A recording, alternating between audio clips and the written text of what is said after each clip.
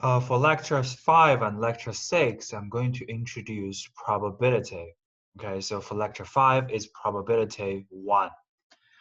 And I want to do a review before introducing probability for discrete variables in this lecture. Okay, so these terms and concepts have been introduced before in previous lectures. So yeah, it's just a review here. So what is an outcome? Any possible result of an experiment or other situation involving uncertainty can be considered as an outcome. For example, you roll a 6-sided dice and the top is 5. Of course, the top can be any number integer from 1 to 6, right? So the top value is an outcome. What is an event? Any collection of the outcomes or an outcome of an experiment or a phenomenon. Okay, so roll a dice 3 times and a collection of top is, for example, A, 6, 1, 2, or another collection can be B. So you roll it twice and the top is 6 and 1. Or if you only rolled it for only one time and the top is, say, 3, then 3 itself, that single outcome, can be considered as an event, because an event is any collection of the outcomes or simply one outcome, right, of an experiment. So a sample space, a set of all possible outcomes. Remember here, not actual outcomes, all possible outcomes associated with an experiment, right? The sample space for rolling a dice, 6-sided dice, one time is 1, 2, 3, 4, 5, 6. Okay, this is sample space. And the random variable can be discrete or continuous, right? A function that associates a numerical value with every possible outcome of an event. A random variable can be discrete or continuous, right? For example, how many 6 can you have after rolling a dice 3 times? Of course, can be 0 time, can be 1 time, can be 2 times, can be 3 times, right? So here, this specific random variable, uppercase N here, is a discrete random variable because its value can only be a specific value among 0, 1, 2, and 3. No other possible values, only these 4 integers, right? And assume the weight of watermelons in a store is between 5 kilograms to 8 kilograms. What is the possible weight of a randomly picked watermelon? Let's just say its weight is addressed by uppercase W, right? W can be any value between 5 and 8 kilograms. And here, W can be an integer, can be a decimal. There are infinite possibilities for the value of W instead of several integers, right? So here, W is not a discrete random variable. Instead, it is a continuous random variable.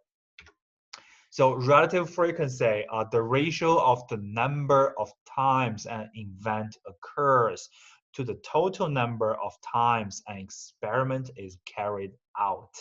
For example, roll a dice 3 times and get 5 as top twice. So what is the relative frequency here? The event of having 5 as the top has a relative frequency of 2 divided by 3. Okay, because we had 2 tops for 5. Or we can say we got 5 as the top twice, right? So the numerator is 2 because twice, right? We had 5 as top 2 times. How many times did you roll the dice? 3 times. So the denominator is 3. So the relative frequency of getting a 5 as the top is 2 divided by 3, which is equal to 0.67. So in order to calculate relative frequency, you always need to find out the number of times an event occurs. For this specific value, that event is 5 as the top. And you also need to find out the total number of times an experiment has been carried out. In this specific example, that value is 3. You rolled the dice 3 times. So the experiment, which is rolling a dice, happened 3 times. So the denominator should be 3. Okay. Probability, right? A quantitative measure of likelihood associated with every possible outcome of an event, and it is addressed by uppercase P, and the event is addressed by uppercase E. For example, the probability of having a 6 after a single dice rolling is 1 to 6, which is equal to approximately equal to 0.17. Why? Because it's a fair 6-sided dice, right? Only one side is marked by 6. If you roll it, there are 6 possibilities for the value on the top. So the denominator is 6. And only one of these 6 possibilities is 6, is value 6 as the top, right? So the numerator is 1. So 1 to 6 is approximately equal to 0.17. 0.17 is the probability of having a 6 after a single dice rolling. So probability distribution, it is a function that assigns probabilities to any set of events. Of course, depending on the feature or characteristic of your random variable, there is probability distribution. There is discrete probability distribution function or continuous probability distribution function. For this lecture, we will focus on discrete random variables. So the probability distribution function we're going to learn from this lecture is going to be for discrete random variables. For next lecture, probability part 2, we're going to talk about continuous random variable and their probability distribution functions. Okay, so methods for assigning probabilities. Firstly, you can simply use relative frequencies to address probability, right? We have talked about this in the last slide. We can use something called subjective beliefs. For example, personal experience or domain knowledge. Of course, these beliefs, they are not accurate, right? And we can also simply use equal probabilities to assign probabilities. Assume that each outcome is equally likely to happen, or given n possible outcomes, each outcome has a probability of 1 divided by n. Okay. For example, we use relative frequencies to assign probabilities. Given a weather pattern, say, a meteorologist may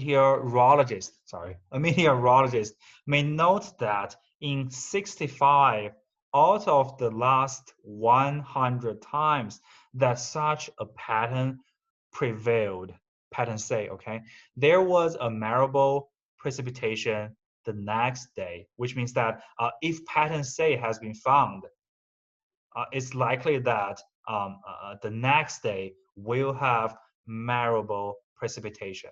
Okay, suppose today's weather pattern is say, what would the probability of having rain tomorrow be? The possible outcomes, rain or not rain tomorrow, are assigned probabilities of 0.65 and 0.35 respectively. How did this happen? How did this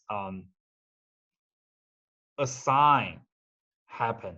Because according to the relative frequency, 65 out of 100 times that there will be precipitation the day after pattern say is found. So 0.65 rain, 0.35 no rain, right? These two decimals, they are based on relative frequencies, 65 out of 100. So subjective beliefs. Extreme weather conditions could occur. It might be inappropriate to assign probabilities based solely on historical data. Okay, the forecasters could also adjust the likelihood of precipitation based on other experience. So you can see here, when you're trying to use your beliefs or your experience to assign probabilities, they are very subjective. They are not based on mathematics or statistics. They're based on your personal expertise or your experience. That's the reason why they are called subjective beliefs, right? So an example for equal probabilities. Let's just use that example again. Rolling a fair dice. A fair dice means that a fair dice itself means that the probability of getting a specific value after a rolling is equal. Okay, so sample space is 1 to 6, 6 integers, right? Random variable x here is the number of the top of the dice. Assumption, each outcome in sample space has the same chance. Right? So this assumption makes sure that this dice is uncheated, is fair, is not adjusted by anybody. So which means more specifically that the mass distribution of this dice is even. Okay, if you want to cheat on a dice, you want to make sure that the mass of the dice is uneven, and the mass center of the dice is not in the center of this dice. It should be biased to that value you want to say more than others, right? Right. So here, let's just assume this dice is fair. Each outcome in sample space has the same chance. It means that px equals 1 equals px equals 2, and etc. and etc. And the probability is the same, which is equal to 1/6, which is approximately equal to 0.17, right? So this is equal probabilities, and this is maybe a pretty ideal situation in real world, because when we are trying to address a specific phenomenon, usually equal probabilities is not likely to happen a lot. Sometimes we just consider equal probabilities as an assumption you need to accept if it's necessary to make this assumption. But in gambling or other, say, games, you have to make sure that equal probabilities is the fact to attract other people to join the game. If people know that your dice is unfair, is not fair, and the assumption of equal probabilities is not there, then they are not going to join your game, right? Okay. So another example here, two toss fair coins. So sample space could be toss two fair coins, sorry, not two toss two fair coins. So sample space could be head-head, or head for one coin, tail for another coin, or tail for the first coin, head for the next coin, or just tail and tail for both coins. So random variable X here is the sequence of head and tail. So could be HH, HT, TH, TT, right? Sequence matters here, right? So assumption one, equal probability for hair and tail, right? This is also making sure that two coins here you're using, they are fair, okay? And the second, independence of two flips. What does it mean? It means that the result of the first toss does not affect the result of the second toss, okay? These two flips, these two toss, they're independent from each other. Then, when these assumptions are true, we have equal probabilities here for 4 possible outcomes. And the probability for each of them is 1/4. What are 4 outcomes here? HH, HT, TH, or TT, right? So examples here for equal probabilities. How about an unfair dice or coin? That's more complex, like I mentioned before. If a dice is unfair or if a coin is unfair, then you have to discuss specifically. And equal probabilities cannot be applied to experiments associated with unfair dice or coin. Okay. Okay. Probability rules. Some questions of probability require us to examine the probability of 2 or more events occurring, or something like at least one of several events occurring, or even neither of 2 or more events occurring.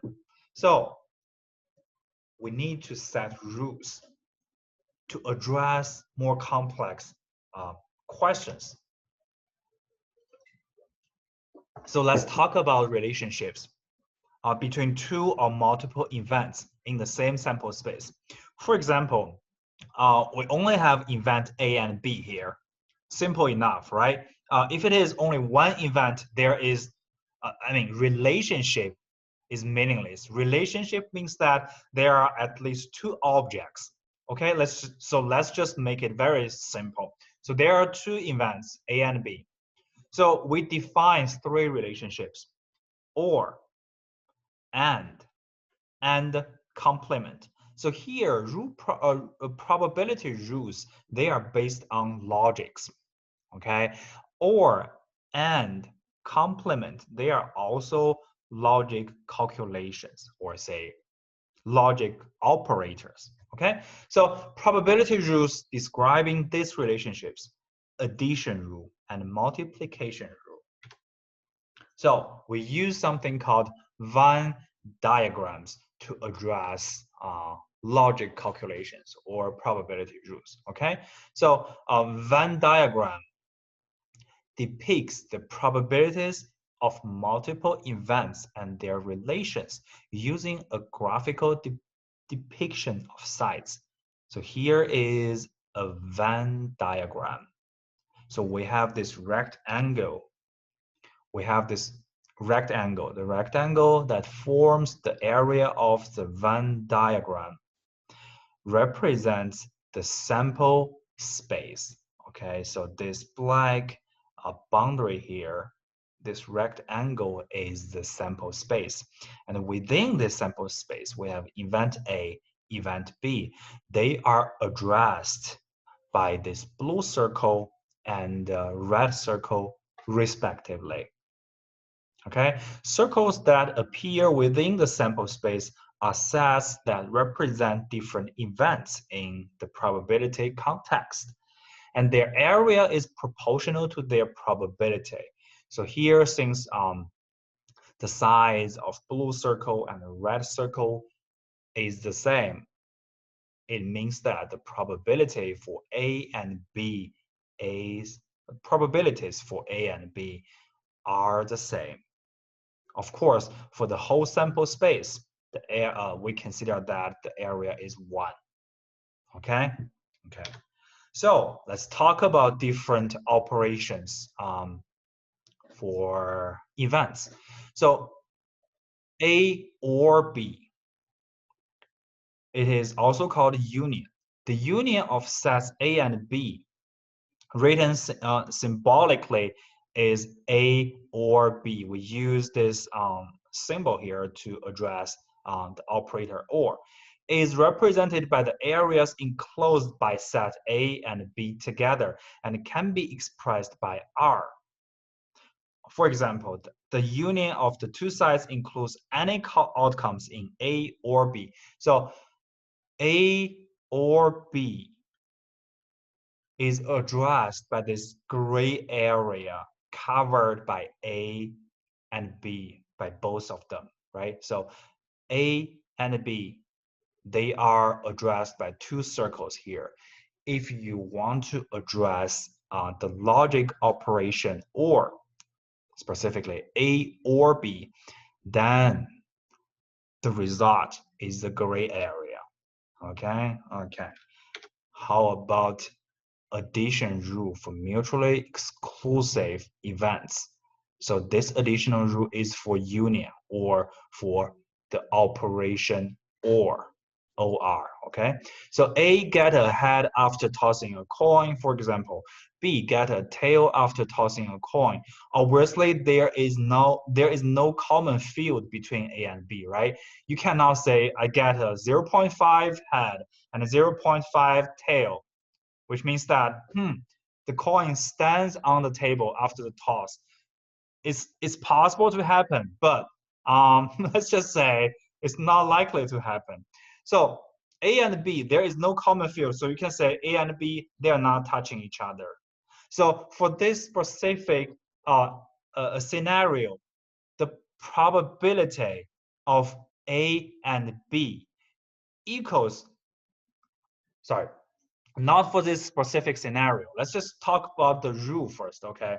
For union. So for specific for A and B, for a specific event and a specific event B, A and B, we have two events. Probability of A or B,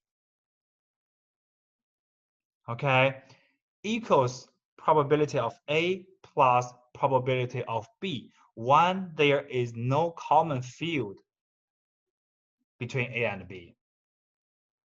Okay, for this specific example, because A and B, they do not have a common field.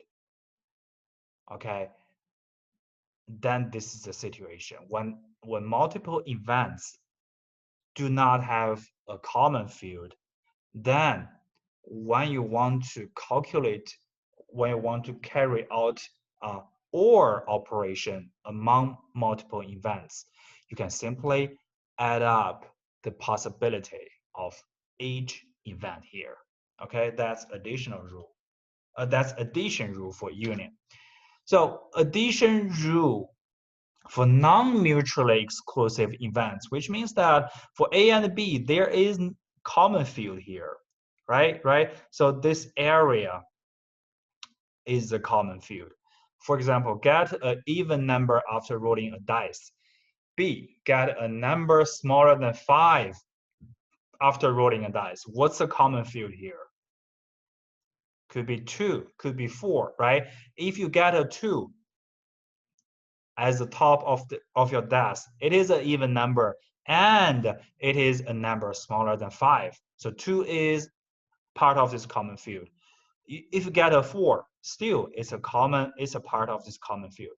If that's the situation, multiple events, they are not mutually exclusive, then when you try to carry out OR operation among them, P, A or B equals PA plus PB minus the common field of A and B.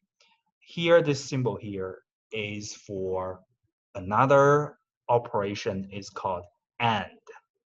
And it is used to address the common field of A and B, or if there are more events, the common field of them. Okay? So intersection. Intersection. In other words, we're going to talk about and here instead of or. So we have two events. Again, we have two events. There is common field. The intersection of sets A and B is the area that is overlapped by both A and B and can be expressed by the operator and or the logic operation and. For example, the intersection of the two sets includes outcomes in both A and B. If A and B do not overlap, then their intersection is defined as empty. So here, this dark gray area is the result of the logic operation and between A and B. Okay, this dark area in the middle. So multiplication rule for intersection. We have addition rule for union, for all. We also have multiplication rule for intersection or and. So independence. The probability of one event occurring is not influenced by whether another event has occurred or not. It means that if you toss a coin 2 times, for the first time, it's head or tail. For the second time, it's still head or tail. Independence means that the result or the outcome of the first toss does not affect the outcome of the second toss. Okay, that's independence. And independence is also the big assumption before we can talk about multiplication rule for intersection. Okay, so under the assumption of independence, okay, like I said, this is the assumption between A and B. P, A and B, probability of A and B of the common field here can be addressed by P, A, and B. We use this symbol to replace and for convenience. And it equals the probability of A multiplicate the probability of B. So here we do not use addition, we use multiplication to address the common field between A and B. Okay? And if there is no common field, then it's simple. It's simple. There is no common field, then the probability is 0. Okay, that is not going to happen, in other words. So the next relationship I want to introduce here, or the next logic operation I want to introduce here, is called complement. So still we have A and B, but here it has nothing to do with B. The complement of set A, we want to find out the complement of set A. It is written as A prime, is the area that is excluded by set A. And the complement of set A includes all other outcomes not occurred in A. So this rectangle here is for the whole sample space, right? So this is the word for probability. You cannot escape from this word, from this rectangle. When we're talking about the complement of A, it means everything that is not A, which is addressed by gray area here. And the gray area can be written, can be addressed again by A prime. So this is very simple, right? Very straightforward. It has nothing to do with other events, because here I only care about A and I want to find out the complement of A, right? So rules for A and A prime. So A and A prime are mutually exclusive, obviously, right? Complement, this word itself means that something is not A, right? Within sample space, of course. Union, if you calculate the union between A and A prime, it equals PA plus PA prime. And what is the result? Of course, 1. If you add A and its complement, then together they will just occupy the whole sample space. So the result must be 1, right? And if you simply calculate the sum of them, it's still 1. So union, if you want to calculate the union between A and A prime, just remember the result is 1, right? So intersection, is there any intersection between A and A prime? No, then it's 0. Okay, very straightforward rules here. Okay, I will just stop here, and for next video, I'll just use another video clip to finish this lecture. We're going to start with discrete probability distributions. Okay, as I mentioned before, this lecture focuses on discrete random variables. Okay, thank you. I will see you later.